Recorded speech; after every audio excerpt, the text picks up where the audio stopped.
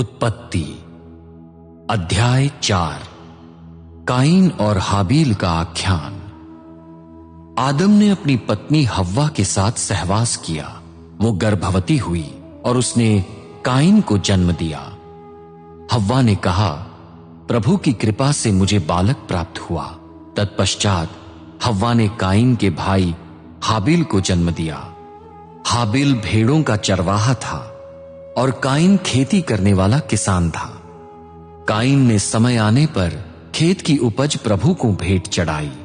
हाबील ने अपने पशुओं के पहिलौठे बच्चे और उनका चर्बी युक्त मांस चढ़ाया।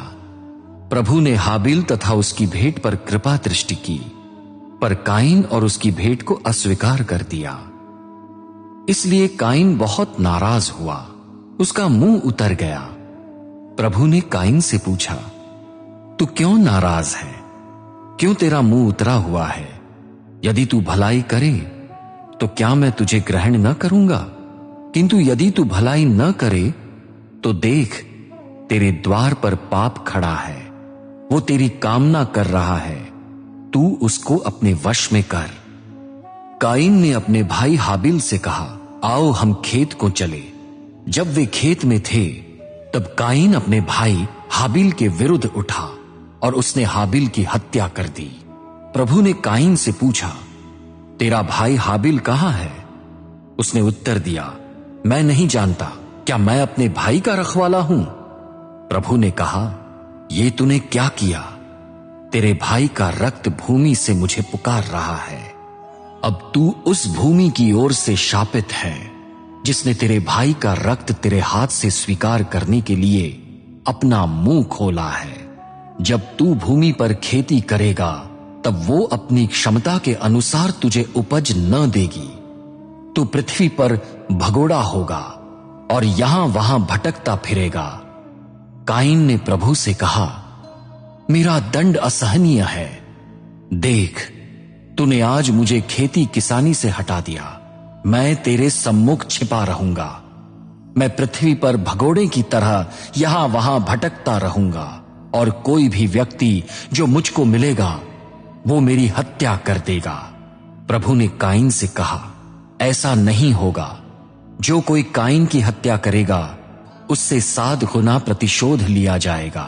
प्रभु ने काइन पर एक चिन्ह अंकित किया कि उसे पाने वाला कोई भी उसकी हत्या न करे। तब काइन प्रभु के सम्मुख से चला गया। वो अदन की पूर्व दिशा में नोद नामक प्रदेश में रहने लगा। काइन के वंशज। काइन ने अपनी पत्नी के साथ सहवास किया। वो गर्भवती हुई और उसने हनोक को जन्म दिया। काइन ने एक नगर बसाया और उसका नाम अपने पुत्र के नाम पर हनोक नगर रखा। हनोक से ईरद, ईरद से महूयएल, महूयएल से मथूशेल, मथूशेल से लामेक उत्पन्न हुए। लामेक की 2 पत्नियां थीं। एक का नाम अदा और दूसरी का नाम सिल्ला था। अदा ने याबल को जन्म दिया। याबल उन लोगों का पूर्वज बना जो तंबुओं में रहते और पशु पालते हैं। उसके भाई का नाम यूबल था। वो सितार और बांसुरी बजाने वालों का पूर्वज था। सिल्ला ने तूबल काइन को जन्म दिया। वो पीतल और लोहे को ढालकर अस्त्र शस्त्र बनाने वाला पहला धातुकार था। तूबल काइन की बहन नमा थी। लामेक ने अपनी पत्नियों से कहा, अदा और सिल्ला, मेरी बात सुनो। मेरी पत्नियों, मेरे कथन पर ध्यान दो। जिस मनुष्य ने मुझे घायल किया, जिस तरुण ने मुझ पर आघात किया, उसको मैंने मार डाला है। यदि काइन का बदला 7 गुना है तो लामेक का 77 गुना होगा। शेत के वंशज।